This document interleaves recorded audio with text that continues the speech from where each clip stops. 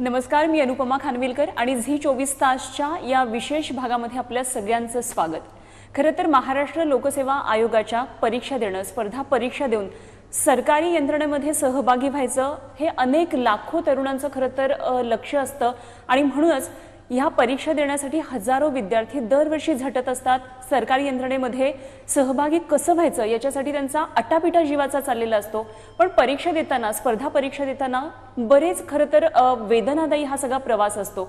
मात्र आता हा सगळा वेदनादायी प्रवास थांबणार आहे, कारण महाराष्ट्र लोकसेवा आयोगाच्या परीक्षा पद्धतीमध्ये बदल झालेला आहे, सिलेबसमध्ये बदल झाला आहे। मात्र हे सगळे बदल घडताना, हे बदल ज्यांनी घडवलेले आहेत असे प्रताप दिघावकर सर आज आपल्या बरोबर आहेत आणि नेमके महाराष्ट्र लोकसेवा आयोगाच्या स्पर्धा परीक्षा देताना या बदलांना सामोरं कसं जायचं हे आज आपण सरांकडून जाणून घेणार आहोत। सरांचं आपण स्वागत करूया। सर नमस्कार, खूप खूप स्वागत। नमस्कार सर, खूप ऐतिहासिक आणि मोठा निर्णय खरं तर तुम्ही घेतलेला आहे। वर्षानुवर्ष MPSCच्या परीक्षा एका विशिष्ट फॉर्मॅटमध्ये होत होत्या आणि मी जसं म्हटलं सुरुवातीला की स्पर्धा परीक्षेला बसणं आणि स्पर्धा परीक्षेतून एखादी पोस्ट करणं हा जो एक प्रवास होता तो पूर्वी फारच वेदनादायी असायचा, खूप वेळ लागायचा। सगळ्यात पहिल्यांदा परीक्षा पद्धती, त्यानंतर सिलेबसमध्ये जो काही बदल झालेला आहे, ह्या सगळ्या विषयांवर आम्हाला तुमच्याकडून जाणून घ्यायचं आहे। तेव्हा सुरुवातीला हे बदल नेमके कसे झालेले आहेत आपण सांगूया। खऱ्या अर्थाने महाराष्ट्र लोकसेवा आयोग हे ग्रामीण भागातल्या शेतकऱ्यांच्या मुलांसाठी एक मोठा आशेचा किरण आहे। ग्रामीण भागातल्या मुलांना प्रशासनात येण्यासाठी फक्त एकच संधी असते, ती म्हणजे महाराष्ट्र लोकसेवा आयोग। आणि महाराष्ट्र लोकसेवा आयोग ज्या दिवशी मी तिथं सदस्याचा चार्ज घेतला त्यावेळेस मी बाकीच्या सदस्यांशी बोललो की महाराष्ट्राची विकासाची गंगोत्री महाराष्ट्र लोकसेवा आयोगाच्या बिल्डिंगमधून सुरू होते, त्या इमारतीतून सुरू होते। कारण जेवढे प्रशासक असतील, तहसीलदार, DYSP, deputy CO, deputy collector यांची सर्वांची निवड प्रक्रिया महाराष्ट्र लोकसेवा आयोगाकडून होते। आणि मी सुद्धा महाराष्ट्र लोकसेवा आयोगामार्फत 1987ला DYSP म्हणून सिलेक्ट झालो होतो। त्यामुळे महाराष्ट्र लोकसेवा आयोग हे माझ्यासाठी एक शक्तिस्थळ असेल किंवा माझ्यासाठी एक मर्मस्थळ असेल, या भावनेतून मी महाराष्ट्र लोकसेवा आयोगाकडे बघतो। कारण एक सामान्य शेतकऱ्याचा मुलगा, एक शिक्षकी शाळेतला विद्यार्थी आणि कधीही कॉलेजमध्ये न गेलेला विद्यार्थी, त्याची निवड महाराष्ट्रात 2 नंबरने लोकसेवा आयोग DYSP पदासाठी करते। यामुळे लोकसेवा आयोगाची पारदर्शकता, नंतर लोकसेवा आयोगाची काम करण्याची पद्धत आणि सगळ्यात म्हणजे सोशल अकाउंटेबिलिटी, ह्या गोष्टी मला त्यावेळेस जाणवल्या। आणि ज्या दिवशी मी महाराष्ट्र लोकसेवा आयोगाचा सदस्य म्हणून कार्यभार स्वीकारला, तो माझ्या आयुष्यातला सगळ्यात आनंदाचा क्षण होता। आपण बोलताना बोलले की हे बदल प्रताप दिघावकरांनी केले, मी केले नाही, हे आयोगाने केले। आयोगामध्ये एक चेअरमन असतात, अध्यक्ष, आणि 5 सदस्य असतात आणि सर्व निर्णय आयोगाचे असतात। पण जे बऱ्याचशा वेळा हे निर्णय घेताना मी फार महत्त्वाची भूमिका बजावलेली आहे। आणि केंद्रीय लोकसेवा आयोग, महाराष्ट्र लोकसेवा आयोग यांच्या परीक्षेचा कुठल्याही अर्थार्थी संबंध नव्हता, सिलेबसचा संबंध नव्हता, परीक्षा पद्धतीचा संबंध नव्हता। त्यामुळे विद्यार्थ्यांना, महाराष्ट्रीयन विद्यार्थ्यांना केंद्रीय लोकसेवा आयोगाची एक प्रकारची भीती वाटायची। होय, कारण राज्यसेवेची परीक्षा ही MCQ म्हणजे multiple choice question, objective type असायची। आणि केंद्रीय लोकसेवा आयोगाचे प्रश्न, पेपर्स हे 300 मार्काचे असायचे। त्यामुळे हा जो फरक होता, हा जो गॅप होता, तो गॅप आम्ही कमी करण्याचं ठरवलं। आणि त्यामुळे आम्ही केंद्रीय लोकसेवा आयोगाचं जे IS, IPS, IFS ह्या परीक्षेचं सिलेबस आणि महाराष्ट्रातला राज्यसेवा DYSP, डेप्युटी कलेक्टरचं सिलेबस, हे सिलेबस, अभ्यासक्रम नंतर परीक्षेची पद्धत, परीक्षेचे पेपर तपासण्याची पद्धत आणि मुलाखतीची पद्धत आणि मुलाखतीचे गुण आम्ही सारखे केले. त्यामुळे मुलांना MPSC करत असतानाच ते UPSCची IAS-IPSची परीक्षा देऊ शकतील. आणि त्याच्यापेक्षा मी पुढे जाऊन सांगतो, जर एखादी व्यक्ती BE सिव्हिल असेल आणि त्याचं सिव्हिल इंजिनिअरिंग हा ऑप्शनल सब्जेक्ट असेल, त्या एका ऑप्शनल सब्जेक्टच्या अभ्यासावर तो IAS-IPSची परीक्षा देऊ शकेल, DYSP डेप्युटी कलेक्टरची परीक्षा देऊ शकेल, इंडियन इंजिनिअरिंग सर्व्हिसेसची परीक्षा देऊ शकेल, इंडियन फॉरेस्ट सर्व्हिसची देऊ शकेल, महाराष्ट्र फॉरेस्ट सर्व्हिसची देऊ शकेल, महाराष्ट्र इंजिनिअरिंग सर्व्हिसच्या देऊ शकेल आणि पब्लिक सेक्टर अंडरटेकिंगच्या इंजिनिअरिंग सर्व्हिसच्या देऊ शकेल. म्हणजे वन सिलेबस मेनी एक्झाम. पूर्वी वन एक्झामिनेशन मेनी सिलेबस होते. होय, खरं. प्रत्येक एक्झामसाठी वेगवेगळ्या syllabus सिलेबस, होते. वेगवेगळ्या परीक्षा. त्याच्यामुळे मनुष्यबळ म्हणजे सरकारचं मनुष्यबळ खर्च होणं, त्याच्या सरकारच्या मनुष्यबळाचं किंवा याच्याबद्दल म्हणा, पण विद्यार्थ्यांची जी ससे होलपट व्हायची. खरं. त्याला MPSCला बसायचा अभ्यास वेगळा, IAS-IPSला बसायचा अभ्यास वेगळा, इंडियन इंजिनिअरिंग सर्व्हिसला बसायचा अभ्यास वेगळा. तर आता वन सिलेबस मेनी एक्झाम. त्यामुळे असं होईल की महाराष्ट्रीयन विद्यार्थ्यांचा टक्का केंद्रीय लोकसेवा आयोगामध्ये याच्या पुढे बऱ्याच प्रमाणात वाढेल, याच्याबद्दल माझ्या मनात कसली शंका नाही. खूपच म्हणजे मला सर असं वाटतं की हा खूप ऐतिहासिक बदल आहे, गेम चेंजर बदल ज्याला म्हणतात. हा सगळा बदल आपण ह्या फॉर्मॅटमध्ये आणलेला आहे. जसं तुम्ही म्हटलात की वन स्टेट वन एक्झामिनेशन आणि वन सिलेबस मेनी एक्झामिनेशन हा फॉर्मॅट ह्याच्यामधून आला आहे. त्याच्यामुळे विद्यार्थ्यांना आता सोपं होणार आहे. पण मला एक खूप महत्त्वाचा प्रश्न विचारायचा आहे की गेल्या काही दिवसांमध्ये असं होत होतं, आमच्याकडे सातत्यानं बातम्या यायच्या की दोन परीक्षा एकत्रित येत आहेत, क्लॅश होतात. तर असं काही यामुळे होणं टळणार आहे आता? खूप चांगला प्रश्न आहे आणि खरोखर विद्यार्थ्यांना हा प्रश्न फार भेडसावत असायचा. बऱ्याचशा एजन्सीज रिक्रुटमेंट करतात. UPSC, staff selection commission, MPSC, काही ठिकाणी सबऑर्डिनेट बोर्ड्स आहेत, काही ठिकाणी सार्वजनिक उपक्रम म्हाडा, MIDC, सिडको यांच्या परीक्षा असतात. तर MPSCमध्ये मी प्रस्ताव ठेवला की जेवढ्या प्रिलिम्स एक्झामिनेशन्स आहेत, पूर्वपरीक्षा, या सर्व पूर्वपरीक्षा आपण एकाच माध्यमातून घेऊ आपण. म्हणजे त्याला आम्ही नाव दिलं वन स्टेट वन एक्झाम. म्हणजे गट अ व गट ब या पदासाठी पूर्वी 8 ते 9 परीक्षा व्हायच्या. इंजिनिअरिंग सर्व्हिसेससाठी वेगळ्या, फॉरेस्ट सर्व्हिसेससाठी वेगळ्या, राज्यसेवेसाठी वेगळ्या, शिक्षणाधिकारी शिक्षण सेवेसाठी वेगळ्या. तर आम्ही आता 154 वेगवेगळ्या डिपार्टमेंटच्या क्लास 1 क्लास 2च्या एकच प्रिलिम होणार. क्या बात आहे. म्हणजे त्याच्यामध्ये 4 गोष्टी झाल्या. एक तर म्हणजे जो विद्यार्थी ग्रामीण भागातला पुण्याला किंवा शहरात येऊन अभ्यास करतो, ऑलरेडी वडील त्याला पैसे पाठवतात आणि घरावर आर्थिक भार पडतो. आणि जर वर्षातून त्याला 7-8 प्रिलिम्स द्याव्या लागल्या, प्रत्येक परीक्षेची फी 700-800 रुपये असते आणि प्रत्येक परीक्षेला जाण्यासाठी त्याला आणखी तो वेगळा खर्च असतो. तर आम्ही वर्षातून सर्व क्लास 1 म्हणजे वर्ग अ आणि वर्ग ब यासाठी 2023 पासून एकच परीक्षा आम्ही ठेवलेली आहे. त्यामुळे विद्यार्थ्यांचं 8-9 वेळा फॉर्म भरण्याची डोकेदुखी संपली, प्रत्येक वेळा वेगवेगळा अभ्यास करण्याची डोकेदुखी संपली, आणि तिसरं म्हणजे प्रत्येक वेळा परीक्षेला जायची डोकेदुखी संपली. म्हणजे ग्रामीण भागातल्या शेतकऱ्याचे मुलं यांना डोळ्यासमोर ठेवून आम्ही वन स्टेट वन एक्झामचं प्लॅनिंग केलेलं आहे आणि त्याचा खूप चांगला परिणाम होणार आहे. त्यामुळे जे आमचे उमेदवार असतील त्यांना आता जास्त अभ्यास करायची गरज पडणार नाही.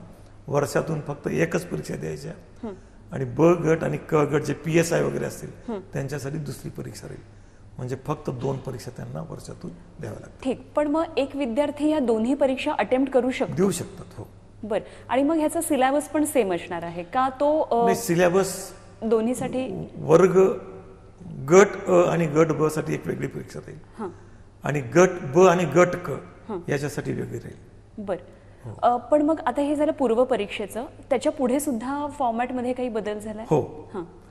पूर्वी आमच्या बरीचशा मुख्य परीक्षा सुद्धा MCQ टाईप असायच्या, मल्टिपल ऑब्जेक्टिव्ह क्वेश्चन्स. आणि UPSCच्या सर्व मुख्य परीक्षा डिस्क्रिप्टिव्ह टाईप होय. राहायच्या. तर आम्ही आता सर्व मुख्य परीक्षा युनियन पब्लिक सर्व्हिस कमिशनच्या धर्तीवर वर्णनात्मक त्यांचे उत्तरं राहणार आहेत. कारण ज्यावेळेस आम्ही इंटरव्ह्यू घेत होतो त्यावेळेस आम्हाला त्याच्यातले लिमिटेशन दिसायचे की जर विद्यार्थी सर्वच परीक्षा टिक मार्क करून देत असेल उत्तरं, तर त्याचे पॉवर ऑफ एक्सप्रेशन इंटरव्ह्यूच्या वेळेस, power of interpretation, power of application of mind, ह्या आणि power of presentation in group discussion, या 5-6 गोष्टी आम्हाला प्रकर्षाने कमी जाणवायच्या. कारण त्यांनी डिस्क्रिप्टिव्ह पेपरच लिहिले नव्हते 2011-12 पासून. बरोबर. आणि डिस्क्रिप्टिव्ह पेपर लिहिताना तुमच्या बुद्धीचा कस लागतो. खरे. आणि तुम्हाला त्याच्यात आणखी एक टेस्ट होते आमची, तुम्ही स्ट्रेसफुल कंडिशनमध्ये कसं काम करता. बरोबर. प्रत्येक वेळा सरकारी अधिकाऱ्याला स्ट्रेसफुल कंडिशनमध्ये काम करावं लागतं. 3 तासाच्या लेखी परीक्षेत तुम्हाला आम्ही दिलेला असतो की या प्रश्नाचं उत्तर तुम्ही 100 शब्दात लिहा. 110 झाले तरी मार्क कमी होणार, 90च्या खाली गेलं तरी मार्क कमी होणार. म्हणजे ते 100 मध्येच तुम्हाला ते उत्तर बसवायचं. त्यामुळे तुम्हाला टाइम मॅनेजमेंट, नंतर तुमचं सिच्युएशन रिॲक्शन, तुमचं पॉवर ऑफ एक्सप्रेशन आणि स्ट्रेसफुल कंडिशनमध्ये तुम्ही कसं काम करता आणि चौकटीत बसून कसं काम करता, हे त्यावेळेस विद्यार्थ्यांना टेस्ट केलं जातं. आणि आम्हाला जाणवायला लागलं की विद्यार्थ्यांची power of expression, power of interpretation थोडंसं, तर त्यामुळे आम्ही हे केलं. पूर्वी CSAT या परीक्षेचं मार्क पकडले जायचे, तो सुद्धा आम्ही ऐतिहासिक निर्णय घेतला. CSAT civil service aptitude test हा एक पेपर असायचा आणि जनरल स्टडीजचा पेपर असायचा प्राथमिक पूर्व परीक्षेला. तर CSATचे मार्क पकडले जायचे. अच्छा. तर आम्ही ऑब्झर्व केलं की ॲनालिसिस केलं की इंजिनिअरिंग बॅकग्राऊंड असलेल्या मुलांना CSATमध्ये खूप मार्क्स मिळतात. अच्छा. आणि जे आर्ट्स कॉमर्सच्या बॅकग्राऊंडवाल्यांना कमी मिळतात. पण UPSCने 2014 पासूनच CSAT फक्त क्वालिफाईंग केला. अच्छा. तर आम्ही 2022 मध्ये CSAT क्वालिफाईंग केला की CSATचा पेपरला फक्त क्वालिफाईंग मार्काची गरज आहे. तिथं तो क्वालिफाय झाला तो पुढचा पेपर चेक करणार. त्यामुळे प्रिन्सिपल ऑफ नॅचरल जस्टिस, अच्छा, नैसर्गिक न्यायाचं तत्व आम्ही सर्व महाराष्ट्रातल्या उमेदवारांना द्यायला लागलो. पण आता हा सिलेबस जेव्हा चेंज होतोय तेव्हा काही विद्यार्थी अनेक वर्षांपासून MPSCची परीक्षा ट्राय करत असतात, प्रयत्न करत असतात, तेव्हा हा किती मोठा डिफरन्स त्यांच्यासाठी असणार आहे? खऱ्या अर्थाने म्हणजे हा डिफरन्स मी मानत नाही. बघा, ज्यावेळेस 1985 ला सुद्धा आम्ही लेखी परीक्षा दिली, त्यावेळेस सुद्धा 2011 पर्यंत सर्व डिस्क्रिप्टिव्ह असायचे मुख्य परीक्षा. अच्छा. आणि ऑब्जेक्टिव्ह मध्ये बघा तुमच्या 4 गोष्टीचा कस लागत नाही. तुमचं निर्णय क्षमता, त्या प्रश्नाचं सध्याचं म्हणजे समाजातलं स्वरूप काय, नंतर पॉवर ऑफ इंटरप्रिटेशन तुमचं नाही, आणि तुमचं जे स्टॅटिस्टिक्स असतं. आता भारताच्या बेरोजगारीवर एखादा प्रश्न याच्यामध्ये पण आला, MCQ मध्ये, वस्तुनिष्ठमध्ये, आणि तोच वर्णनात्मकमध्ये आला. तो वर्णनात्मक प्रश्नामध्ये माणूस की तो प्रश्न कसा सुरू झाला, वाढला, किती गंभीर आहे, हे सर्व दाखवू शकतो. बरोबर. पण इथं फक्त एकच की भारताचा बेरोजगार वाढीचा दर किती टक्के आहे, 3%, 3.5%, 4%, 4.5%, संपलं त्याचं ते. पण इथं तुम्हाला त्याच्यात 100 शब्दात काय लिहायचं आहे ते, म्हणजे लीडरला किंवा ब्युरोक्रॅटला जे पाहिजे ते तुम्हाला डिस्क्रिप्टिव्ह मध्ये मिळतं. त्यामुळे हे चेंजेस झाले. आणि या चेंजेसमुळे सगळ्यात महत्त्वाचा पुरोगामी बदल जर झाला असेल तर महाराष्ट्रातल्या तरुणांची UPSC IAS IPS परीक्षेची भीती पूर्णपणे निघून गेलेली आहे आणि निघून जाईल. आणि त्यामुळे मराठी टक्का तिथं आज जर 30-35 मुलं आपली सिलेक्ट होतील तर येत्या भविष्य काळात जर विद्यार्थ्यांनी प्रॉपर स्पिरिटने या सर्व परीक्षा घेतल्या तर UPSCच्या सर्व परीक्षांमध्ये आपला टक्का कमीत कमी 15 ते 20% होईल. याच्याबद्दल माझ्या मनात शंका नाही. अगदी मला वाटतं सर हाच खूप मोठा बदल आहे. कारण स्पर्धा परीक्षा मी पण दिल्या होत्या. माझ्याबरोबर जे सगळे अभ्यास करणारे लोक असायचे त्यांचं नेहमी असायचं की आपण मराठी मीडियममधून शिकलेलो आहोत किंवा आपला सिलेबस तेवढा कॉम्पिटिटिव्ह नाही आहे जेवढा दिल्ली बोर्डाचा आहे, NCERTचा आहे, त्यामुळे UPSCची वाट नकोच बाबा, आपण महाराष्ट्र लोकसेवा आयोगाची परीक्षा देऊया आणि ही वाट मर्यादित करूया. पण मला वाटतंय हा जो बदल झालेला आहे त्याच्यामुळे आता UPSC देणाऱ्यांचं प्रमाण सुद्धा वाढेल. जे MPSCला बसणार, पूर्वी UPSCला महाराष्ट्रातून फक्त मेन्सला 200-300 मुलं असायची, पण आता कमीत कमी 1000 मुलं, 1000-1500 मुलं होतील. कारण त्यांना पर्यायच नाही. ज्यावेळेस माणसापुढे पर्याय नसतो त्यावेळेस माणूस पूर्ण ताकदीनिशी शक्तीनिशी लढतो. त्यांना माहित आहे ही UPSC आणि MPSC सारखीच आहे. आता वाघोबा म्हटलं तरी खाणार आणि वाघ्या म्हटलं तरी खाणार. त्यामुळे ते लढणार आता आणि पूर्ण ताकदीने आता महाराष्ट्रातला उमेदवार विद्यार्थी UPSCला पण लढेल आणि MPSCला लढेल. आणि मला खात्री आहे की महाराष्ट्रीयन विद्यार्थी आपला महाराष्ट्राचा विजयाचा झेंडा UPSCवर पण ठेवतील याच्याबद्दल माझ्या मनात शंका नाही. अगदी सर, हा जो सगळा नवीन फॉर्मॅट आहे त्याची अंमलबजावणी तर आता सुरू झालेली आहेच आहे. तर नेमकी आता परीक्षेचा जेव्हा अभ्यास लोकांना करायचा आहे, विद्यार्थ्यांना करायचा आहे, तेव्हा त्यांनी नेमका कसा करायला पाहिजे? कारण मला असं वाटतं की फॉर्मॅट बदलला आहे हे मुळातच एक थोडंसं डोक्यात आहे. किंवा जसं मी मघाशी म्हटलं की जे अनेक वर्ष अभ्यास करतात त्यांना थोडासा त्यांच्या अभ्यासाच्या स्वरूपामध्ये बदल करावा लागणार आहे. तर नेमकं काय केलं पाहिजे त्यांनी? हा 2025 पासूनचा पॅटर्न राहणार आहे. आपण अगोदर फार बरोबर बोलल्यात की आपले जे बेसिक पुस्तकं आहेत आणि NCERTची पुस्तकं आहेत याच्यामध्ये खूप बदल आहे. आता सुद्धा जे मुलं UPSCची तयारी करतात त्यांचा पहिला प्रयत्न असतो तो NCERTची पुस्तकं सगळी वाचून काढायची 8वी पासून 5वी पासूनची, 5वी पासून तर 12वी पर्यंत. पण मी जे स्टडी केलंय, मी बरेचसे प्राध्यापकांबरोबर चर्चा केली. डिस्क्रिप्टिव्ह मध्ये त्यांना काय पाहिजे असतं.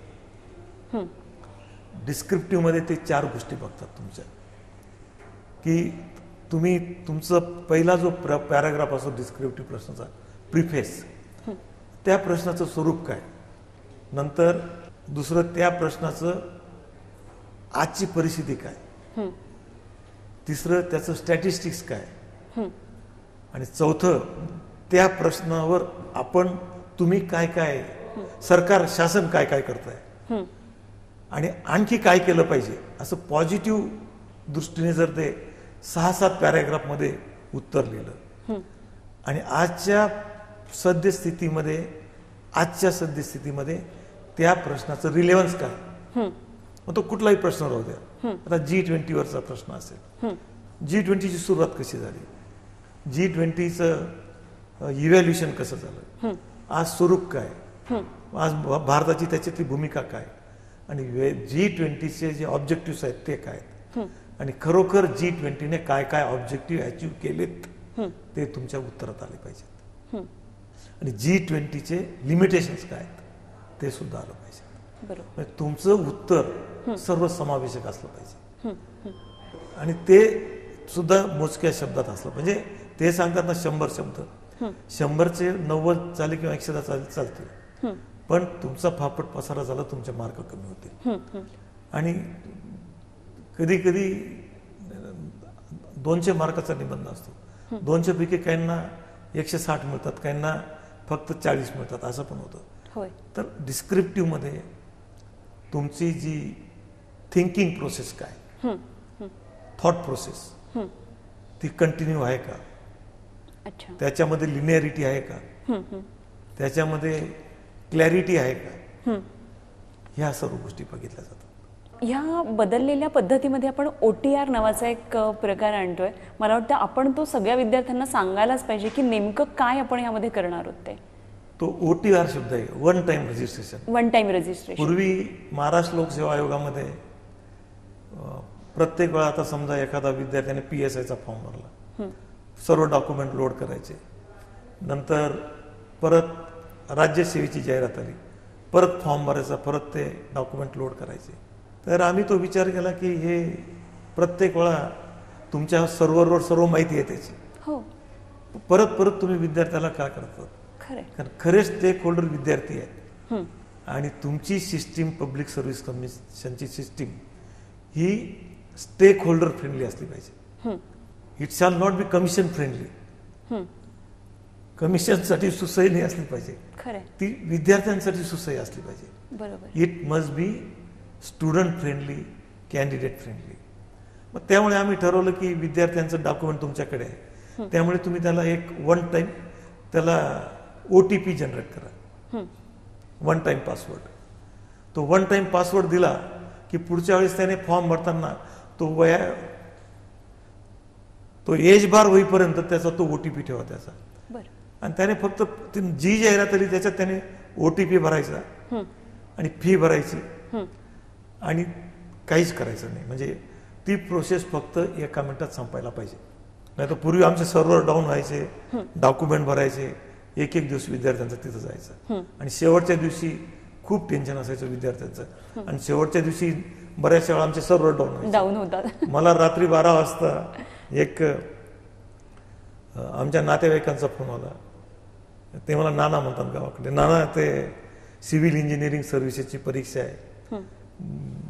कारण शेवटच्या दिवशी सर्वच विद्यार्थी तिथे अप्रोच होतात, त्यामुळे सर्व्हरवर लोड पडतो. तर मी जेव्हा आमचे जॉईंट सेक्रेटरी आवताड्यांना फोन लावला, खरं काय? ते म्हणे, साहेब सर्व्हर खरोखर डाऊन झालेला आहे. म्हटलं मग काय करता येईल?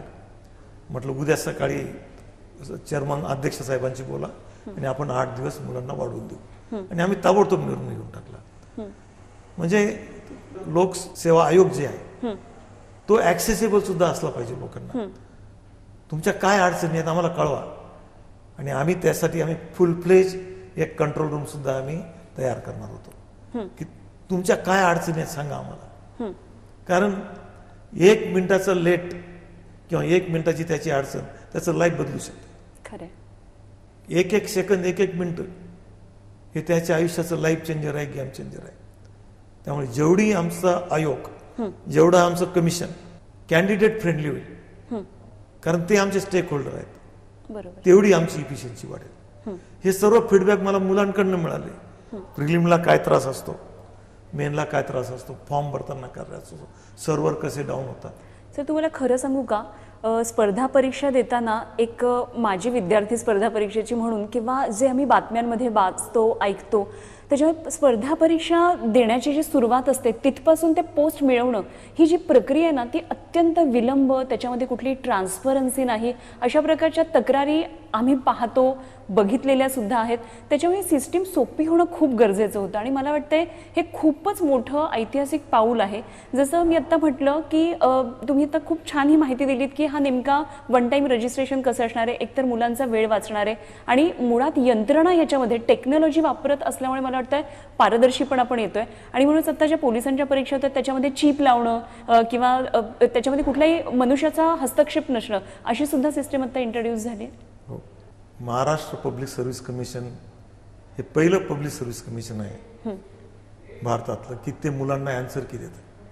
अच्छा. की तुमचं प्रश्न जे आहेत त्यांची उत्तरं काय आहेत, आन्सर की देत आहे. त्यामुळे प्रत्येक विद्यार्थ्याला त्याच्याकडे त्याचं हे पण असतं, पेपर पण असतो त्याच्याशिवाय. त्यामुळे प्रत्येक विद्यार्थ्याला माहीत असतं की मला किती मार्क मिळणार. आम्ही पहिलं पब्लिक सर्व्हिस कमिशन आहे भारतातलं की आम्ही विद्यार्थ्यांना आन्सर की देतो. त्याच्या पुढे जाऊन सांगतो आम्ही की एक्सपर्टची चांगली क्वालिटी आम्हाला मिळायला पाहिजे. म्हणून महाराष्ट्र पब्लिक सर्व्हिस कमिशन हे पहिलं सर्व्हिस कमिशन आहे की आम्ही ओपन जाहिरात दिली की आम्हाला एक्सपर्ट नेमायचे आहेत. IS असतील, IPS असतील, फॉरेस्ट सर्व्हिसचे असतील, ब्युरोक्रॅट असतील, सायंटिस्ट असतील, सर्व तुम्ही जॉईन व्हा आम्हाला ॲज ए एक्सपर्ट. आणि 2022ला आम्ही खूप चांगली एक्सपर्टची टीम MPSCने तयार केली. एक्सपर्टचे रिक्रुटमेंटसाठी, रिक्रुटमेंट नाही म्हणत आम्ही, अपॉइंटमेंटसाठी ओपन मार्केटमध्ये जाहिरात देणारं पहिला लोकसेवा आयोग भारतातला तो महाराष्ट्र लोकसेवा आयोग आहे आणि आम्ही असतानाच ते केलेलं आहे. दुसरं तुम्ही बोललात की वेळ वगैरे, मी तुम्हाला सांगतो की पहिला रिझल्ट मी ज्युडिशियल मॅजिस्ट्रेट फर्स्ट क्लास आणि ज्युनियर सिव्हिल डिव्हिजन जजेस यांचे इंटरव्ह्यू आम्ही कंडक्ट केले. आमच्याबरोबर 2 सन्माननीय हायकोर्ट जजसुद्धा बोर्ड मेंबर होते, इंटरव्ह्यू बोर्ड मेंबर. आमची शेवटची इंटरव्ह्यू संध्याकाळी 6 वाजता आमचा कॅन्डिडेट संपला आणि शेवटचा कॅन्डिडेट संपल्यावर तो VT रेल्वे स्टेशनपर्यंत पोचला, तोपर्यंत त्याच्या मेलवर रिझल्ट आला. म्हणजे इंटरव्ह्यू संपल्यानंतर ज्युडिशियल मॅजिस्ट्रेट फर्स्ट क्लासचा जो आम्ही रिझल्ट जाहीर केला तो 45 मिनिटात जाहीर केला. 45 मिनिटं ते 1 तास. आणि एवढा फास्ट रिझल्ट देणारा सुद्धा पहिला भारतातला आयोग तो MPSCचा आहे. त्याचप्रमाणे राज्यसेवा, महाराष्ट्र सिव्हिल इंजिनिअरिंग सर्व्हिसेस यांचे सुद्धा निकाल आम्ही शेवटच्या उमेदवाराच्या मुलाखती संपल्यानंतर 1 ते 1.5 तासात लावलेला आहे. मी सांगतो, आम्ही PSIची परीक्षा पुण्याला घेतली, फिजिकल SRPFची, जी खाते न्याय परीक्षा असते, डिपार्टमेंटल PSI एक्झामिनेशन. त्यांची फिजिकल 2 वाजता संपली आणि फिजिकलचं त्यांचं जे कपडे ओले होते ते सुकण्याच्या अगोदर त्यांचा निकाल देऊन टाकला आम्ही. हे फक्त महाराष्ट्र लोकसेवा आयोग करू शकतो. होय सर, हा बदल कसा झाला? मला वाटतं आपण कॅन्डिडेटला चिप बसवतो, त्याच्यामुळे त्याचा अचूक वेग कळतो किंवा त्या सगळ्या ज्या, तो फॉर्मॅट कसा आहे तोही सांगा थोडा. बऱ्याच वेळा बघा, आम्ही महाराष्ट्र लोकसेवा आयोगामध्ये पहिलं आमच्या आयोगाने ठरवलं की प्रत्येक गोष्टीमध्ये ह्युमन इंटरफेरन्स कमी करून टाकायचा. एक्झॅक्टली. कुठल्याही प्रोसेसचा ह्युमन फेस ठेवायचा नाही. मग रनिंगसाठी आम्ही RFID लावलं त्याला, 800 मीटर रनिंगसाठी. नंतर इलेक्ट्रॉनिक मॉनिटर्ड सिस्टीम आम्ही डेव्हलप केल्या, कॉम्प्युटर मॉनिटर्ड सिस्टम आम्ही डेव्हलप केल्या. त्यामुळे एखाद्या व्यक्तीची लांब उडी, PSI साठी 800 मीटर रनिंग असते, 100 मीटर रनिंग असते, तर त्याला चिप लावलेला असायचा आणि ते ॲटोमॅटिक तो ते याच्यावर आलं की ते कॉम्प्युटरवर कॅमेरा हे करायचा आणि ते ॲटोमॅटिक त्या एक्सेल शीटवर त्याचे मार्क आणि त्याचं मीटर रिडिंग ठेवलं जायचं आणि कुठेही माणसाचा संबंध नाही. त्याच्यामुळे ट्रान्सपरन्सी वाढली आणि जो आक्षेप घेतला जातो भ्रष्टाचाराचा किंवा हे व्यवस्थित, ही परीक्षा व्यवस्थित कंडक्ट झाली नाही, तर हे आता असे आक्षेप येणार. इव्हन आम्ही उंची मोजण्यासाठी आणि छाती मोजण्यासाठी सुद्धा इलेक्ट्रॉनिक मॉनिटर सिस्टम ठेवली, इलेक्ट्रॉनिक मॉनिटर कॉम्प्युटर रिव्हील्ड सिस्टम ठेवली. त्यामुळे उंची आणि छाती सुद्धा तेच मोजायला लागले. नाहीतर आम्ही प्रत्येक वेळा त्याला विचारायचो, दम घे, दम काढ, दम घे, दम काढ. तर ते सर्वच आम्ही बंद करून टाकलं. अच्छा. म्हणजे एवढी, म्हणजे त्या सिस्टम मधून आम्हाला आमच्या पूर्ण सिस्टीममध्ये मैदानी चाचणी आणि फिजिकल मेजरमेंट, ग्राउंड टेस्ट आणि फिजिकल मेजरमेंट, कुठल्याही ठिकाणी ह्युमन इंटरफेरन्स नाहीये, हे आम्ही आत्मविश्वासाने सांगतो. आणखी काय महत्त्वाचे बदल तुम्हाला सांगायचे विद्यार्थ्यांना की त्यामुळे त्यांनी आत्ता इथून पुढे अभ्यास करताना जे आता 2024-2025 मध्ये परीक्षाची तयारी करतील तर त्यांनी नेमकी कशी करायची, तुम्ही टिप्स सांगितल्यात त्यांना तरी चालेल. पूर्वी एखादा उमेदवार अगोदरच कुठली तरी नोकरी करायचा, समजा तो असिस्टंट कमिशनर GST म्हणून काम करतो आणि नंतर तो तहसीलदार म्हणून सिलेक्ट झाला, पण त्याला आता तहसीलदार जॉईन नाही करायचं. ठीक आहे, मुंबईत आपण सेटल झालो, सिनियरिटी मिळाली, लग्न पण झालं, पत्नी पण नोकरी करते मुंबईत, म्हणून तहसीलदार जॉईन करायचं नाही. मग तो तहसीलदार जॉईन करत नव्हता, मग ती पोस्ट तशीच राहायची. मग ते परत ती पोस्ट पुढच्या वेळेस व्हॅकन्सीमध्ये ॲड व्हायची.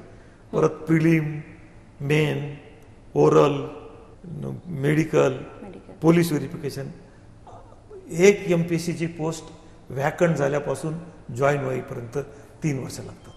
तर ती पोस्ट त्याने जॉईन केली नाही, ती तहसीलदारची पोस्ट लॅब झाली तर पुढच्या जाहिरात येतील. तर आम्ही म्हटलं हे फार चुकीचं आहे. आम्ही सर्क्युलर काढलं, ज्यांना ती पोस्ट जॉईन करायची नाही त्यांनी MPSCला मेल करायचा, I am opting out from this process. अच्छा. ह्या सिलेक्शन प्रोसेसमधून मी बाहेर पडतो. तर इमिजिएटली त्याचा खालचा जो व्यक्ती असेल त्याला ऑटोमॅटिकली सिलेक्शन लेटर जनरेट होईल. अच्छा. त्यामुळे जो मुलगा खाली 10 वर्षापासून तयारी करतो त्याला न्याय मिळतो. ती पोस्ट व्हॅकंट राहत नाही म्हणून जनतेला न्याय मिळतो. बरोबर. परत ती एक पोस्टसाठी परत प्रोसिजर करावी लागत नाही म्हणून सरकारचा बर्डन कमी होतो, आयोगाचा बर्डन कमी होतो. Opting out is the best option. की ज्याला जॉईन करायचं नाही त्यांनी सांगायचं की मी आता याच्यातून बाहेर पडतो, तुम्ही पुढच्या व्यक्तींना संधी द्या. आणि तुमच्या माध्यमातून सर्व कॅन्डिडेटना मी विनंती वजा आव्हान करतो की त्यांना जर खरोखर जॉईन करायचं नसेल, ओपन माइंडने तुम्ही ऑप्टिंग आउट करा.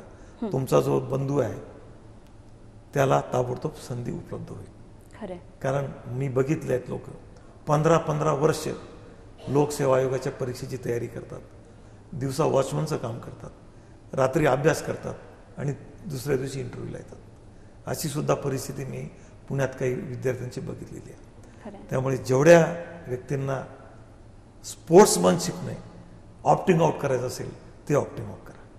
सर, मला वाटतं की म्हणजे हा बदल होणं खूप गरजेचं होतं. बरेचदा विद्यार्थी 2-2 दगडांवर पाय ठेवून सुद्धा बसलेले असतात. त्याच्यामुळे त्यांच्यासाठी सुद्धा हा एक निर्वाणीचा इशारा पण म्हणता येईल की तुम्हाला जे घ्यायचं ते घ्या आणि बाजूला व्हा, दुसऱ्यांना संधी द्या तिथे.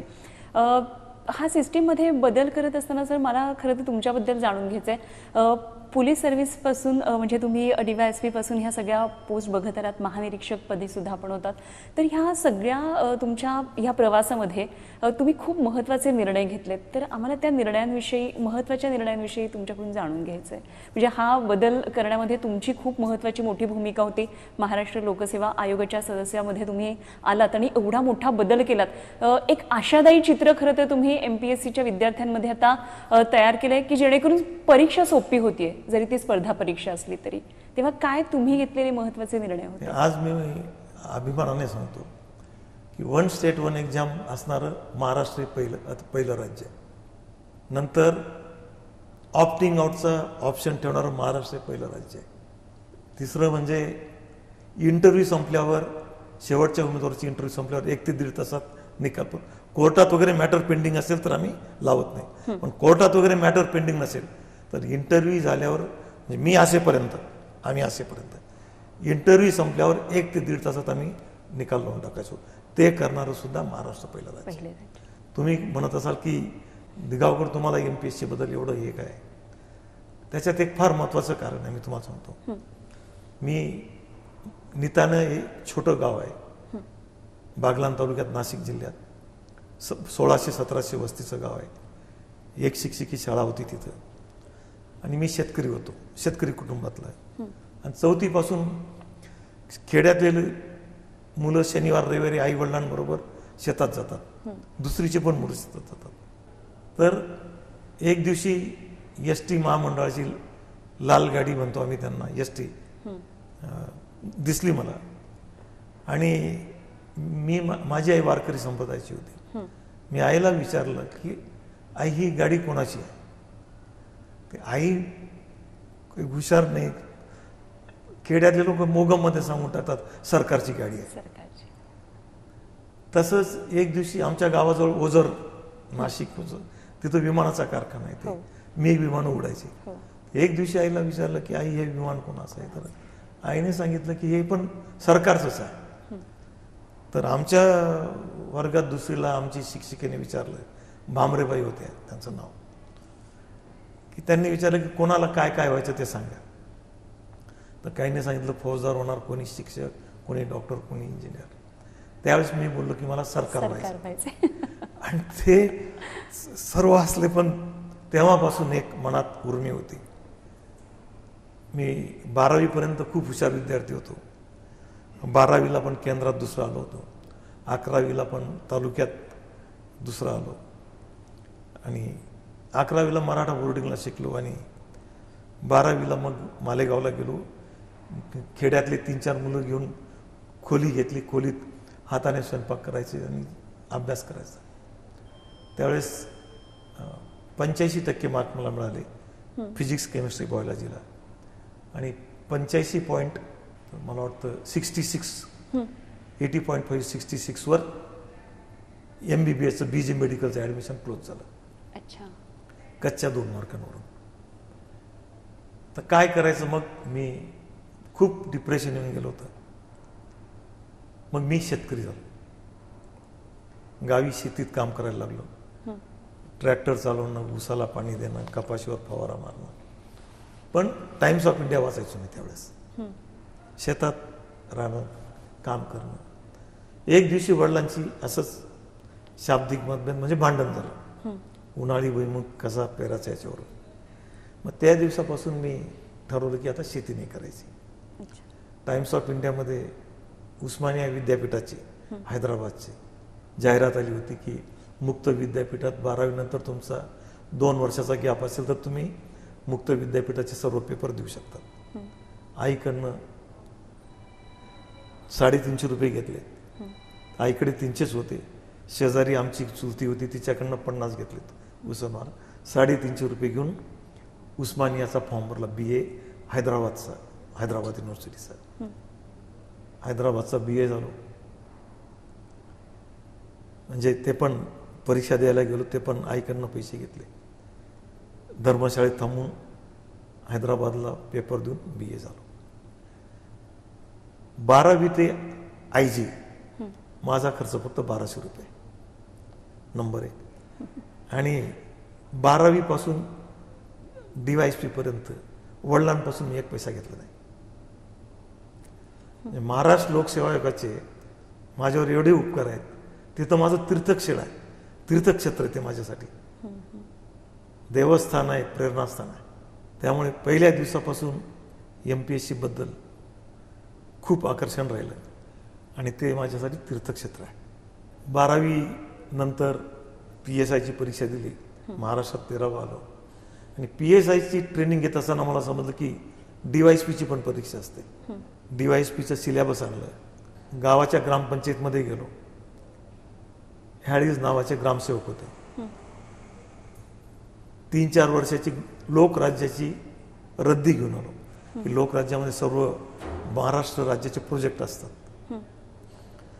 कृषी संचालनाचं शेतकरी मासिक यायचं सोसायटीमध्ये, ते मासिक गोळा करून आणले. आणि आमच्या हायस्कूलला एक लोकसत्ता पेपर यायचा पोस्टामार्फत. ते पेपर कटिंग करून एक गठ्ठा बनवला 3 वर्षाचा. त्या सिलेबसशी संबंधित काय काय आर्टिकल आहेत. आणि फक्त 70 रुपयाचं एक संतोष दास्तानेचं पुस्तक घेतलं. आणि भूगोलाची पुस्तकं माझ्या नातेवाईकांच्या नावाने कॉलेजच्या लायब्ररीवरून आणली आणि बँकिंगची पुस्तकं आणलीत. कुठलाही क्लास नाही, सगळं स्वतःचं. आणि फक्त 70 रुपयाचं एक पुस्तक विकत घेतलं, ते पण महाराष्ट्र 84 संतोष दास्ताने. आणि एवढ्या शस्त्रांनीची MPSCची लढाई सुरू केली. आणि महाराष्ट्रात 2रा आलो आणि इंटरव्ह्यूला महाराष्ट्रात पहिला आलो. कारण माझी इंटरव्ह्यू 3 गोष्टीवर चालली. की पहिलं म्हणजे माझी हैदराबाद विद्यापीठाची डिग्री उस्मानियाची, नंतर शेतकरी, आणि काही न अभ्यास करता इथपर्यंत आलेला मी एक ग्रामीण भागातला विद्यार्थी. त्यामुळे प्राचार्य सूर्यवंशी महाराष्ट्र लोकसेवा आयोगाचे अध्यक्ष होते आणि 200 पैकी त्यांनी 150 मार्क दिले. आणि महाराष्ट्रात 2रा येऊन DYSP झालो. आणि त्याचबरोबर मी आर्मीत पण सेकंड लेफ्टनंट म्हणून सिलेक्ट झालो होतो UPSC मार्फत, कंबाईंड डिफेन्स सर्व्हिस मार्फत. त्यामुळे पहिल्याच पगारात पगार पण मिळाला, बोनस पण मिळाला. त्यामुळे जे करायचं ते जनतेसाठी करायचं, या भावनेतून, सामाजिक उत्तरदायित्वातून काम चालू केलं. आणि माझं सिलेक्शन झाल्यावर मी पूर्ण गावोगावी फिरलो की एक शेतकरी मुलगा DYSP होऊ शकतो आणि ते पण महाराष्ट्रात 2रा येऊ शकतो. त्यामुळे सर्वत्र चर्चेचा विषय झाला. आणि मग मी कॉलेजेसला भेटी दिल्या. माझ्याकडे त्यावेळेस डिझेल बुलेट होती. ती बुलेट घेऊन कॉलेजमध्ये जाणं, विद्यार्थ्यांचे मेळावे घेणं, आणि पूर्ण तालुक्यामध्ये त्या जिल्ह्यामध्ये एक चळवळ उभी करून टाकली लोकसेवा आयोगाची.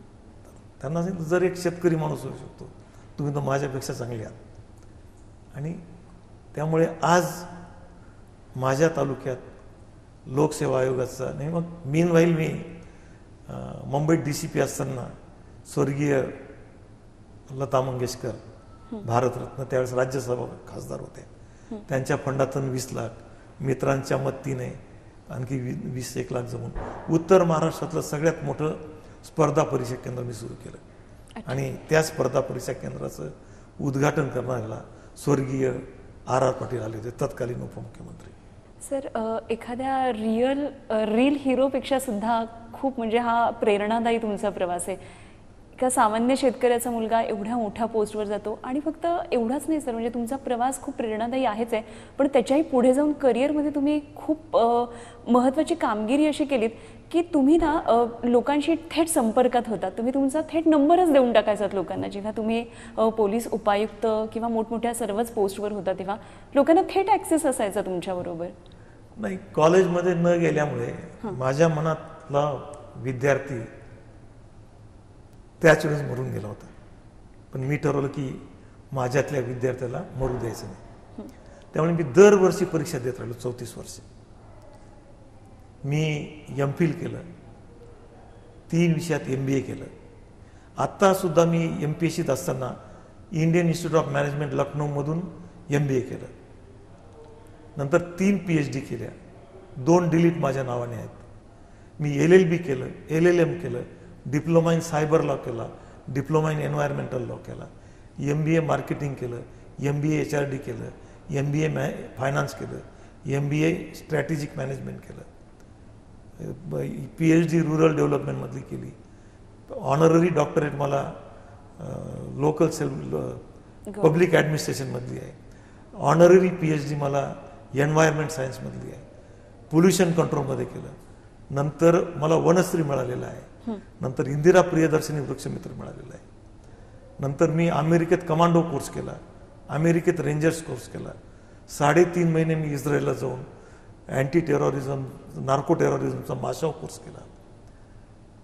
नंतर माझं महात्मा गांधी तंटामुक्त गाव मोहिमेवर युनोमध्ये भाषण झालं.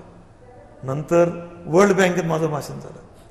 म्हणजे माझा विद्यार्थी मरू दिला नाही. MPSCचा मेंबर असताना मी IG असताना सुद्धा पेपर दिले. आणि मी DIG होतो, ॲडिशनल CP होतो.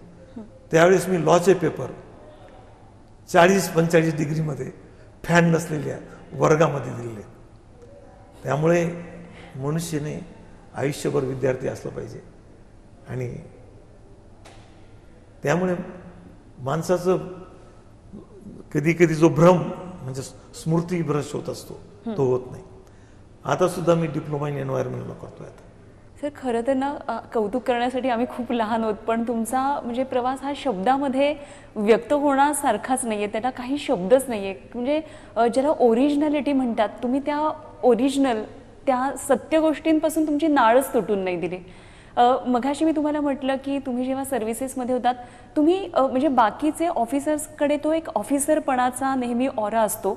आणि किंवा मी लोकांसाठी नाही, म्हणजे मी त्यांच्यासाठी नसणार आहे, त्यांनी माझ्याकडे यावं, पण तुम्ही तुमचा नंबर थेट द्यायचात लोकांना, असंही आम्ही ऐकलंय. याच्यात सगळ्यात मोठा माझ्यावर जो संस्कार झाला, माझी आई वारकरी संप्रदायाची होती.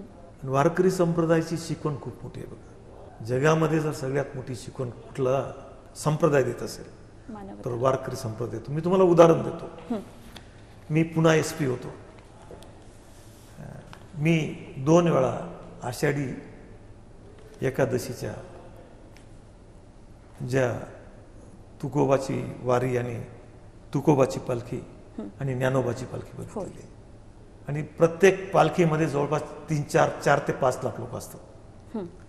आणि हे 4 ते 5 लाख लोक घरातून निघताना काही फक्त अंगावरचे कपडे घेऊन येतात. पण ही फक्त महाराष्ट्राची संस्कृती आहे बघा.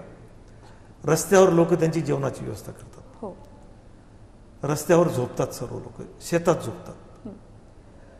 4-4, 5-5 लाख लोक असतात. आणि त्या पालखींमध्ये 1 महिन्याचं किंवा 15 दिवसाचं मूल ते 100 वर्षाचा म्हातारा एवढा जनसमुदाय असतो. बरोबर. पण 4-5 लाख लोक 27-28 दिवस बरोबर चालत जातात. संध्याकाळी कुठं खायला मिळेल माहीत नाही, पाऊस पडतो कुठं झोपायला मिळेल माहीत नाही. अशा परिस्थितीत सुद्धा एक सुद्धा चोरी होत नाही, एक सुद्धा आमच्या महिलेची किंवा भगिनीची टिंगल होत नाही किंवा छेडखानी होत नाही. याच्यात खरं महाराष्ट्रातला पुरोगामित्व आहे. आणि खरं जगातल्या चांगल्या गोष्टीचं जर ब्रँड ॲम्बॅसेडर कोणाला करायचं असेल ती आमची तुकोबाची पालखी आणि ज्ञानोबाची पालखी करायला पाहिजे. माझी आई, तिचे 2 मुलं IPS होते, दोन्ही DIG होते. त्यावेळेस सुद्धा ती पालखीला जायची. म्हणजे आम्ही SP असताना ती जायची पंढरपूरला. तिथं पोलीसचं तर आमचं खूप चांगलं गेस्ट हाऊस आहे, पण ती कधी थांबली नाही. रस्त्यावरच्या धर्मशाळेत गावातल्या लोकांबरोबर, ते गावातले लोकच धान्य गहू बाजरी घेऊन जायचे, हाताने स्वयंपाक करायचे, त्यांच्याबरोबर राहायचे. ही जी शिकवण आहे ती मी फॉलो केली.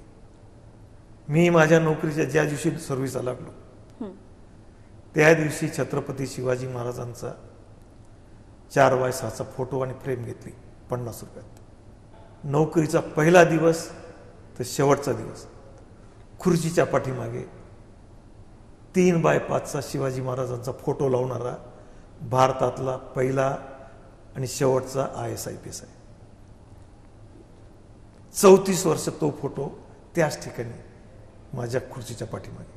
आणि शिवाजी महाराजांनी दिलेल्या याच्याप्रमाणे ते काम केलेलं आहे. दुसरं काम मी करायचो, मी व्हिजिटिंग आवरचा बोर्ड काढून फेकून द्यायचो. आज फॅशन आलेली आहे, भेटण्याची वेळ 4 ते 6. मी काढून फेकून द्यायचो. मी 10 वाजता ऑफिसमध्ये आहे, मला काही काम नाही आहे, मी मित्रांबरोबर चहा कॉफी पितो आहे, त्याच्यापेक्षा तुम्ही लोकांना टाईम द्या ना. मी व्हिजिटिंग आवर्स माझ्या ह्याच्यात कधी ठेवले नाही. त्यामुळे मी अभिमानाने सांगतो की महात्मा गांधी तंटामुक्त गाव मोहीममध्ये माझा मी रायगड SP होतो. रायगड जिल्हा पहिलाला, त्याला 35 कोटी बक्षीस मिळालं. नंतर पुणे जिल्ह्यात गेलो, पुणे जिल्हा पहिलाला, त्याला 50 कोटी बक्षीस मिळालं. ही छत्रपती शिवाजी महाराजांची प्रेरणा, संतांची शिकवण आणि आई वडिलांचे संस्कार याच्यातून निर्माण झालेला आहे. मी माझा नंबर सर्वांना देऊन टाकायचो. IG नाशिक होतो त्यावेळेस सुद्धा मी 5 जिल्ह्यातल्या वर्तमानपत्रात माझा नंबर देऊन टाकला. कुणालाही काही तक्रार असेल फोन करा. रात्री 1-1 वाजेपर्यंत फोन यायचे. 1 वाजता मला फोन आला होता, आमचा लांबचा नातेवाईक, त्याची गाडी पंक्चर झाली होती 407 कसाऱ्याजवळ. ते मला नाना म्हणायचे, नाना काही जॅकची व्यवस्था होईल का? गाडीच्या जॅकची व्यवस्था पण करण्याची कामं आम्ही केलेली. तुमची अवेलेबिलिटी, ॲक्सेसिबिलिटी, मला वाटते आत्ताच्या ऑफिसर्सनी हे सगळं खरं तर शिकण्यासारखं आहे. कारण कुठेतरी असं एक म्हटलं जातं की प्रशासकीय सेवा म्हणजे भ्रष्टाचाराची कुरणं किंवा भ्रष्टाचार करण्यासाठी एक मोकळं रान असतं. पण मला वाटतंय ही बाजू प्रशासनाची खूप महत्त्वाची की असेही ऑफिसर्स आमच्याकडे आहेत. खरं तर मी म्हणेन की महाराष्ट्राची एक नागरिक म्हणून हे आमचं भाग्य आहे की तुमच्यासारखे ऑफिसर्स प्रशासनामध्ये होते आणि त्यांनी खूप महत्त्वाचं मोठं एक काम खरं तर करून ठेवलेलं आहे. आणि हाच त्याचा सुद्धा खरं तर एक परिपाक आहे की जो आत्ता सगळा लोकसेवा आयोगाचा, महाराष्ट्र लोकसेवा आयोगाचा जो सिलेबस बदललेला आहे तर त्याच्यामध्ये किती तो विद्यार्थ्यांना फ्रेंडली असावा, किती तो मुलांना सहज सोपा वाटावा, ह्याच्यासाठी तुम्ही जे सगळे प्रयत्न केलेत मला वाटतं ते खूप खूप महत्त्वाचे आहेत. महाराष्ट्र लोकसेवा आयोगाचं जे अधिष्ठान आहे ते आधुनिक तीर्थक्षेत्र आहे. ते तरुणांसाठी लाखो मुलं झोपडीत राहणारी, शेतकऱ्यांची मुलं, या लाल दिव्याच्या गाड्या, मोठे मोठे बंगले, हे मोटिवेशन फॅक्टरमुळे MPSC कडे आस लावून बसतात. आणि MPSC हा फक्त एकच राजमार्ग आहे जो ग्रामीण भागातल्या विद्यार्थ्यांना IAS-IPSच्या प्रशासनापर्यंत घेऊन जाऊ शकतो. त्यामुळे मला याचं माझ्या भूमीचं, मातृभूमीचं पांग फेडण्याचं संधी मिळाली. खरं महाराष्ट्राचं उपकार फेडण्याची मला खऱ्या अर्थाने संधी मिळाली. सर मला वाटतं की ह्या बदलामुळे खूप मुलं येतील आता MPSCमध्ये, म्हणजे फक्त परीक्षा देणं इतकंच उद्देश न ठेवता ॲक्च्युअल सिस्टीममध्ये येण्यासाठी जो एक ग्राउंड तयार होणं गरजेचं होतं आयोगाकडून, मला वाटतं ते ग्राउंड आता तुम्ही तयार केलेलं आहे. त्याच्यामुळे जसं आपण आता म्हटलात की हा जो टक्का आहे मुळात शेतकऱ्याच्या मुलानं सिस्टीममध्ये येणं, त्यानं गव्हर्न करणं बॉडी, आणि आपलं महाराष्ट्राचं मूळ कशात आहे तर गावाखेड्यामध्ये आहे, ते सगळे ह्या सिस्टीममध्ये उतरवणं, ह्याच्यासाठी हे सगळे प्रयत्न उपयोगी होतील असं मला वाटतं. माझी नाळ कशी मातीशी जोडलेली आहे. मी आयजी नाशिक रेंजमध्ये असताना माझ्याकडे एक वृद्ध जोडपं आलं होतं दिंडोरी तालुक्यातलं. त्यांच्या द्राक्षाचे 10 लाखाचा चेक 2017 मध्ये दिला होता आणि तो चेकच बाउन्स झाला. पूर्ण शेतकऱ्याचे 10 लाख बुडणं म्हणजे त्याचं आयुष्य बर्बाद होतं. आणि ते पोलीस स्टेशनला गेले. पोलीस स्टेशनवाले म्हणतात आमचं काम नाही, तुम्ही कोर्टात जा, 138 NI ॲक्टची केस करा. ते वकिलाला भेटले, ते बोलतात मला 50,000 रुपये लागतील, तिथं स्टॅम्प ड्युटी भरावी लागेल. आणि ती वृद्ध स्त्री माझ्यासमोर रडली की माझ्या मुलीच्या लग्नाला पैसे नाहीत, आता मुलाची फी भरता येत नाही. त्या दिवशी मी पण झोपलो नाही.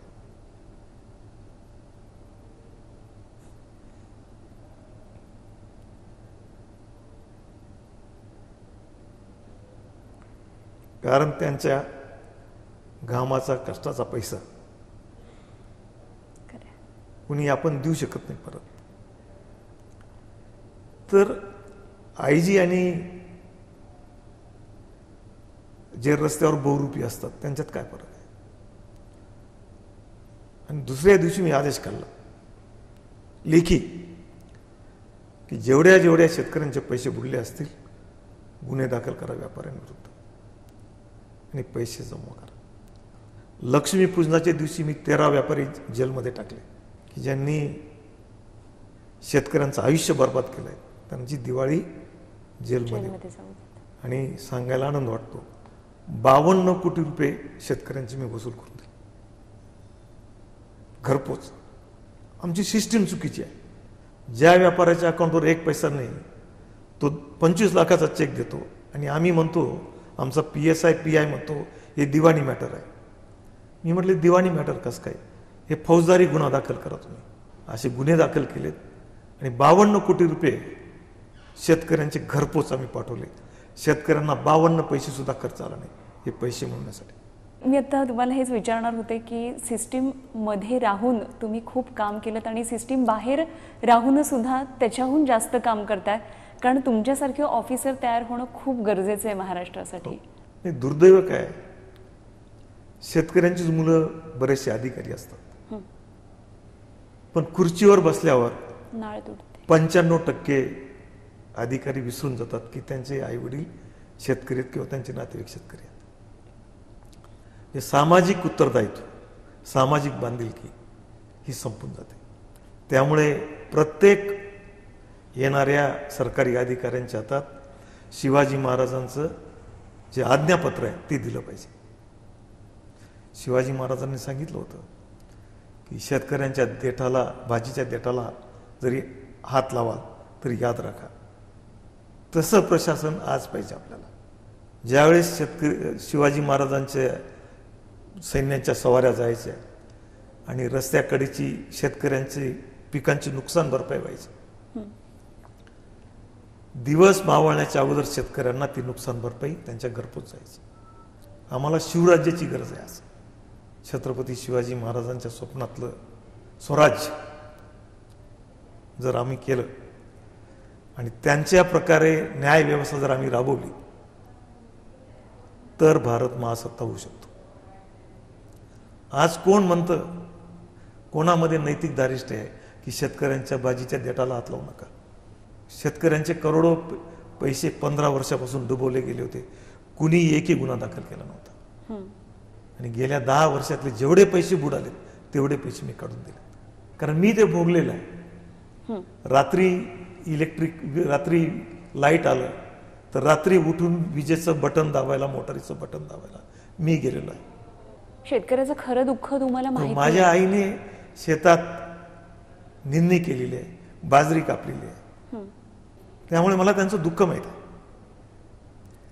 आणि शेतकऱ्याच्या चेहऱ्यावर हास्य आणि युवकांच्या चेहऱ्यावर आत्मविश्वास आल्याशिवाय देश महासत्ता होणार नाही, हे मी तुम्हाला सांगतो.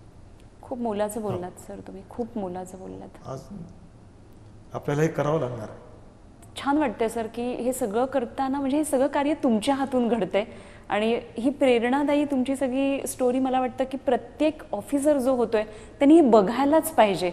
आणि म्हणूनच झी 24 तासचा हा प्रयत्न होता की तुमच्याबरोबर बोलून ह्या दिलखुलास गप्पा मारून काय नेमके हे जरी बदल सिस्टममध्ये झाले तरी त्याच्या मागे जो एक चेहरा आहे, जो ह्या सगळ्या बदलाला स्वरूप देतो आहे, तो तुमचा आहे. आणि तुम्ही खूप हे मोठं काम करताय. मला वाटतंय खूप गेम चेंजर हे सगळे बदल आपल्या महाराष्ट्र लोकसेवा आयोगाच्या परीक्षांमध्ये आल्यामुळे अनेक विद्यार्थ्यांचे नेहमीच तुमच्यासाठी शुभेच्छा राहतील की तुम्ही सगळ्या फॉर्मॅटमध्ये बदल आणलेला आहे. 15 ऑगस्ट 1947ला 11 वाजता डॉलर आणि रुपयाचा एक्सचेंज रेट काय होता? $1ला ₹3.25 द्यावे लागायचे. आज $1 आम्हाला ₹25 द्यावे लागतात. 25. त्यामुळे नोकरशाहीने आत्मपरीक्षण केलं पाहिजे. खरं आहे. सरकारी नोकरांनी का अशी परिस्थिती आली? कारण कायद्याची अंमलबजावणी करणारे सरकारी अधिकारी असतात. जर स्वातंत्र्याच्या दिवशी $1ची किंमत ₹3.25 होती आणि आज त्याच डॉलरसाठी आम्हाला ₹84.87 मोजावे लागतात. मग त्यावेळचे मग ICS चांगले होते का? कारण कायद्याची अंमलबजावणी करण्याचं काम सरकारी अधिकाऱ्यांचं असतं. बरोबर. मग आम्ही अंमलबजावणीत कुठे कमी पडलो? आम्ही आत्मपरीक्षण केलं का? उलट तर कमी व्हायला पाहिजे होतं, 3.25पेक्षा खाली झालं. कारण आमचे सर्व सरकारी अधिकारी आहेत, ब्रिटिश अधिकारी तर नव्हते. याचा आपण पुरोगामी पद्धतीने विचार केला पाहिजे. बरोबर. कारण नई सोच है नई दिशा है, नए बनाए रास्ते. नई सोच है नई दिशा है, नए बनाए रास्ते. अपने लिए नहीं यारो, जिये वतन के वास्ते, जिये वतन के वास्ते. सर्वांनी हा विचार ठेवला पाहिजे. मला देश काय देतो त्याच्यापेक्षा मी माझ्या देशाला काय देणार आहे. मी जवळपास माझ्या नोकरीमध्ये 3 लाख झाडं लावली आणि भारतातलं वृक्षारोपणाचं 142 कोटी मध्ये एका व्यक्तीला दिलं जाणारं इंदिरा प्रियदर्शिनी वृक्षमित्र अवॉर्ड 2002ला मला मिळालेलं आहे. एकाच व्यक्तीला दिलं जातं ते भारतातून, भारत सरकारतर्फे. ही आपल्याला ज्या देशासाठी काय द्यायचं आपण. खरं खरं तर देश म्हणजे काय तर आपण सगळे लोक, आपली सिस्टीम ही सगळे. पण मी आता जसं म्हटलं फक्त परीक्षार्थी किंवा विद्यार्थ्यांनी हा प्रवास पाहण्यासारखा नाही आहे सर. मला वाटतं की आपल्या सिस्टीमने तुमच्या ह्या प्रवासाचा विचार केला पाहिजे. असे ऑफिसर आपल्या सिस्टीममध्ये येणं खूप गरजेचं आहे. त्यांच्यासाठी नैतिकता शिकवणं ही सुद्धा खरं तर सिस्टीमचीच गरज आहे. आणि मला वाटतं की ह्या ज्या परीक्षांमध्ये जे बदल होतात त्याच्यामध्ये हा सुद्धा एक भाग टाकणं खूप गरजेचं आहे. कारण आता आपण जो भ्रष्टाचार बोकाळलेला पाहतोय यंत्रणांमध्ये, तर हा भ्रष्टाचार मुळात कमी होणं खूप गरजेचं आहे आणि त्याच्यासाठी सुद्धा तेवढीच डेव्हलपमेंट करणं हे खूप गरजेचं आहे. आता मी उदाहरण सांगतो. मी 31 जून 87 ते 30 एप्रिल 21 एवढ्या कालावधीसाठी छत्रपती शिवाजी महाराजांचा फोटो पाठीमागे लावला. महाराजांचा फोटो पाठीमागे लावणं म्हणजे तपश्चर्या आहे. लोक बाहेर गेल्यावर बोलतील या फोटोला तुम्ही भानगडी करतो. लोक बोलतील ना तुम्हाला. बरोबर. कारण खरं तुमचं इव्हॅल्युएशन करणारी जनता आहे. सरकारी अधिकाऱ्यांचं खरं इव्हॅल्युएशन जनता करते आणि त्यांनीच केलं पाहिजे. कारण तुमची बांधिलकी त्यांना आहे. ते मी केलं बघा. सेवानिवृत्तीच्या दिवसापर्यंत तो फोटो मी पाठीमागे लावला. आज आम्ही छत्रपती शिवाजी महाराजांचं प्रशासन शिकवतो का? नाही शिकवत. की छत्रपती शिवाजी महाराजांचं नेतृत्व गुण आम्ही शिकवतो का? आज कुठेतरी एक धडा आहे. छत्रपती शिवाजी महाराजांनी फक्त 4 तालुक्यातल्या लोकांना घेऊन भोर, वाई, मावळ आणि महाड या 4 तालुक्यातल्या लोकांनी, वीरांनी जगाचा इतिहास बदलला आहे या मावळ्यांनी. बघा ना किती मोठं नेतृत्व गुण आहे. 4 तालुक्यातील लोकांना घेऊन, अडाणी लोकांना घेऊन जगाचा इतिहास बदलणं, ही केवढी मोठी नेतृत्व गुणाची हे आहे. पण आज आम्ही छत्रपती शिवाजी महाराजांचं प्रशासन, त्यांचे नेतृत्व गुण आम्ही शिकत नाही, आणि कोणाला ती माहीत असून अंगीकारण्याची पण इच्छा नाही. दुर्दैव आहे. दुर्दैव. महाराज फक्त आपल्यासाठी सेलिब्रेशनसाठी राहिलेत, हो. त्यांच्या उत्सव जयंत्यासाठी राहिलेत. हो. बाहेर देशांमध्ये PhD करतात लोक. हो. अर्थात आपल्याकडे आता सिलेबस सुरू झाला आहे, पण खऱ्या अर्थाने महाराजांना आपल्या आयुष्यामध्ये उतरवणं फार कमी आहे. नाही, व्हिएतनामचं हो ची मिन्ह जे पंतप्रधान होते, तर त्यांनी व्हिएतनामने अमेरिकेसारख्या बलाढ्य शक्तीबरोबर जवळपास 18 वर्ष युद्ध लागलं त्यांचं. अमेरिकेला हात टेकावे लागले. तर हो ची मिन्हनं विचारलं की हे कशामुळे झालं. त्याने सांगितलं की फक्त छत्रपती शिवाजी महाराजांचं चरित्र मी वाचलं होतं, त्यामुळे मी हे युद्ध लढू शकलो. आणि आज सुद्धा त्यांच्या समाधीजवळ एक वाक्य लिहिलेलं आहे, छत्रपती शिवाजी महाराजांचा मावळा इथं चिरविश्रांती घेत आहे. अजून काही हे झालेलं नाही, पण याच्या पुढे आम्हाला खूप बदल करावे लागणार आहेत. जर देश आम्हाला महासत्ता करायचा असेल तर बऱ्याचशा गोष्टीमध्ये बदल करणार. आम्ही सिलेबस बदलला ते फक्त परीक्षा पद्धत म्हणून नाही, त्या सर्व विद्यार्थी जे तयारी करतील त्यांचं पर्सनॅलिटी डेव्हलपमेंट होईल, त्यांचा व्यक्तिमत्वाचा विकास होईल, आणि त्यांना एवढं नॉलेज मिळेल ते कुठल्याही आयुष्यातल्या आव्हानाला तोंड द्यायला सज्ज असतील आणि तयार असतील. मी विद्यार्थ्यांना म्हणतो, जाऊ द्या तुमचं सिलेक्शन झालं नाही तरी चालेल, पण तुमच्याकडे जे ज्ञान आहे, जो आत्मविश्वास आहे, तुम्ही लात मारा तिथं पाणी काढा. आणि फक्त MPSC आणि UPSC हे काही क्षेत्र नाही आहे. आज जगात अनेक क्षेत्र आहेत. 700 आज तुम्हाला करिअर आहेत, जा त्याच्यात, नंबर 1चं काम करा. खरंय. हा सिलेबस शिकून ही पर्सनॅलिटी डेव्हलप झाली पाहिजे, किंवा हा विश्वास आला पाहिजे बेसिकली. आत्मविश्वास होईल. 2 वेळा तो UPSC MPSC जे मेन देऊ देते विद्यार्थ्याला, त्याच्यावर खूप कुठेही सर्व्हाइव्ह होईल. तो त्याने बिझनेस चालू केला तरी तो पुढे जाईल. म्हणजे हा बदल आम्ही मुलांच्या म्हणजे कॅन्डिडेटच्या पर्सनॅलिटी डेव्हलपमेंटसाठी केलेला आहे. आणि जास्तीत जास्त त्याला स्काय कसं ओपन होईल, ऑपॉर्च्युनिटीजचं, म्हणजे कसं आकाश मोकळं होईल त्याला संधीचं, याच्यासाठी आम्ही केलेलं आहे. आणि महाराष्ट्रातला युवक आत्मविश्वासाने पुढे गेला पाहिजे, कारण आटके पार झेंडे लावणारे सुद्धा महाराष्ट्रीयनच होते. त्या गौरवशाली इतिहासाच्या परंपरेचं पाईक होण्याची प्रत्येकावर जबाबदारी आहे. खरं सर, मला वाटतं की तुम्ही जो म्हटलात की तुम्ही तुमच्या स्वप्नातला जो भारत महासत्ता कसा होईल आणि त्यासाठी काय गरजेचं आहे हे खूप महत्त्वाचं तुम्ही सांगितलं. आणि म्हणूनच आता अगदी ह्या शेवटच्या नोटवरच मी आले. तुम्ही आज इथे आलात आणि खूप हे सगळं प्रेरणादायी तुमचा प्रवास, तुमच्या सिस्टीममधला हा सगळा तुमच्या कारकिर्दीतला प्रवास, आणि मुख्यतः महाराष्ट्रातल्या तरुणांना स्पर्धा परीक्षांमध्ये फक्त यावं आणि आपण सिस्टीमचा एक भाग व्हावं एवढंच चित्र न दाखवता तुम्ही कुठेही जा.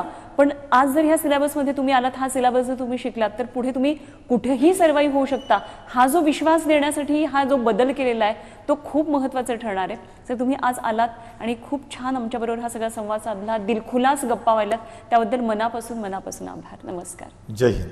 जय.